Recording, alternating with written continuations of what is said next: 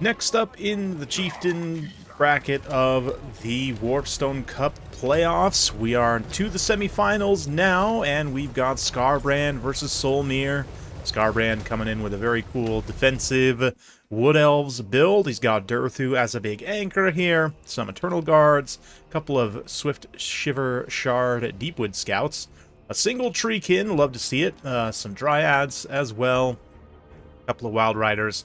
But a very defensive build. You can see he's aggressively moving up to take the Conquest location. Solmir opposing him, coming in with Slaanesh. We've got Slangors and Devoted Marauders.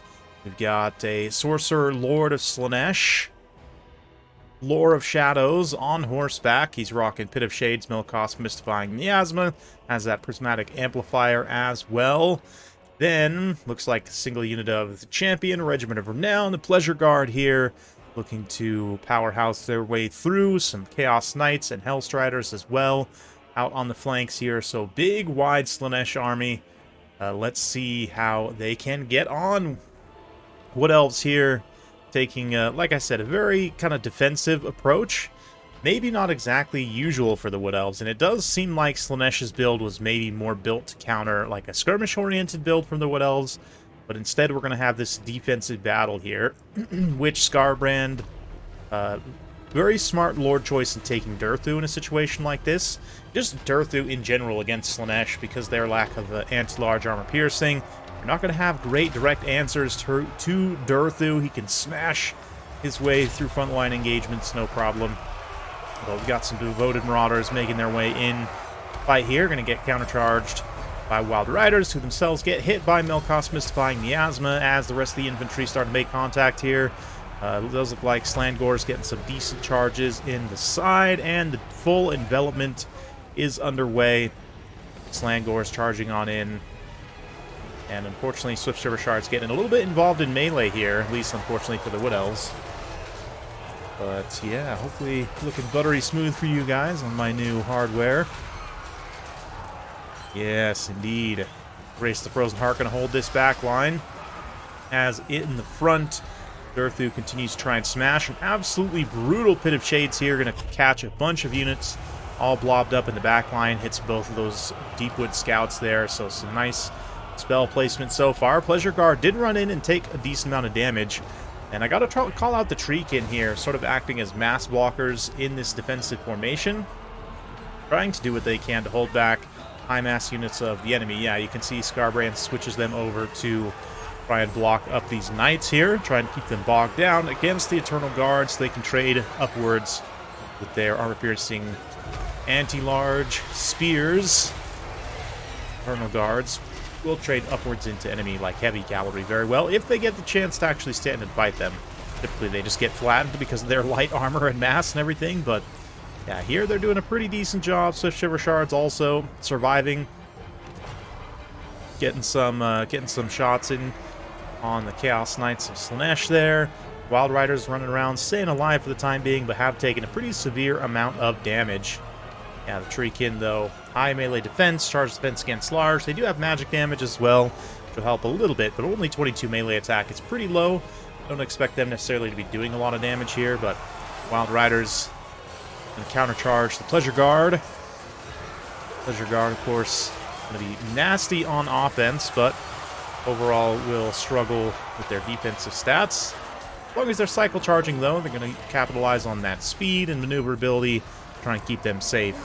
Wood Elves are definitely getting a bit worn down here, but Durthu's continuing to unleash some brutal flocks of doom here. Hits all these units, including the Chaos Knights, a bunch of Slangors, so some really nice value on that.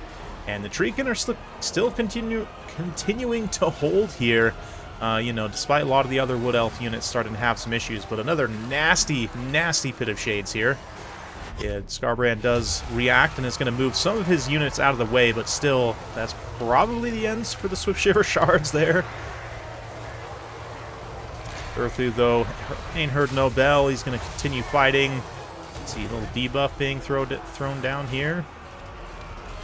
Sword of Daith. Yeah, it's going to do some direct damage and tear away a little bit of the armor. Not that Slaanesh units have much armor to begin with, but yeah, Slaanesh realizing they don't really have a great answer in this army besides trying to surround Earthu with the Pleasure Guard, which they do seem to be doing right now. But of course, Pleasure Guard, even though they're literally smaller than the Eternal Guard, they do count as large. They will be subjected to the anti-large bonus of those Eternal Guard fighting in support of Earthu. And of course, Winterheart Guard, relatively unusual Regiment of Renown, even though they are unbreakable. They're just regular Eternal Guards, but they do have the unbreakable trait, which makes them perfect for supporting Earthu in a late game engagement like this. Same thing, the Treekin are also here defending him, just preventing these Chaos Knights from getting a good surround.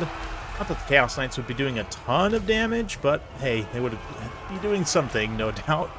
That said, the rest of the Wood Elves army is pretty much eaten up at this point. Swift Shiver Shards just barely staying alive right now. Slangors are running in, having a grand old time, slaughtering elves, but at the end of the day, they are just anti-infantry, relatively squishy at that. Not going to be doing a lot to big old Earthu. Another nasty Flock of Doom comes in. Spells on both sides have just been absolutely feasting on value. But does look like Eternal Guard is broken there. Swift Shivers are gone. Yeah, it's down to just the Regiment of Renown, the Treekin, and Earthu holding out against these Chaos Knights. Treekin also, despite being tired, which is going to tear away some of their armor. Still 68 armor, even after exhaustion. 41 melee defense. And of course, they're not going to be subjected to the area of effect damage spells, right? Treekin will basically take no damage from Pit of Shades, so actually as kind of an endgame defender support unit here, even though the Winterheart Guards are getting savaged by that magic, Treekin remain smashing the last Pleasure Guard there, as is Earthu with his giant sword. Throw another Flock of Doom here onto these Chaos Knights. They try and make one final charge, but their leadership is dropping rapidly. And it looks like Skarbrand's defense holds out. He's going to go up 1-0 on a best-of-3 series over Solmir. And quite an interesting build, I have to say. Yeah, I mean, it makes sense to not to go with a super, like, skirmish, kind of mobility-oriented build for the Wood Elves, because you're kind of playing into Slaanesh's strengths, in my opinion, when you do that. Here, instead, you go for a more defensive-oriented build, and Earthu's going to feast. Absolutely just eat the entire lunch of Slaanesh as he gets almost 30,000 damage dealt, 3,000 plus gold value. Absolutely fantastic. Eternal Guards also. We see a few of them actually trading up to the 500s, which is really nice to see for a low-tier spear unit. Oh, the Wards of Kithril were mixed in there. I didn't even realize. Yeah, they're basically like a super Regiment Renown Eternal Guard, but they also don't actually pay back that much value at the end of the day. Swift Shiver Shards managed to pretty much pay for themselves, despite getting hammered pretty hard there as well. Wild Riders more here for support, and the Treekin, I mean, they didn't do much damage, but they didn't take much damage either, and just allowing, again, that kind of heavy armor, large unit, you know, resistant to magic. They were able to hold out quite well here and benefited Skarbrand greatly in that late game, having some support for Earthu. I think probably Earthu could have done it by himself anyway, but nice to have that support nonetheless, especially against something like the Pleasure Guard here for Slaanesh. I mean, Slangor's going to run in, get some really nice value.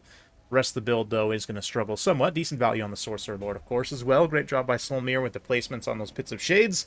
Ultimately was not enough to prevail over Skarbrand, so I'm going to show you Game 2 of this series, so be sure to tune in next time to see if Solmir can get back in on this best of 3. Thanks again for watching. It's been my pleasure. Be sure to subscribe if you're not, like the video. Thanks again. See you next time.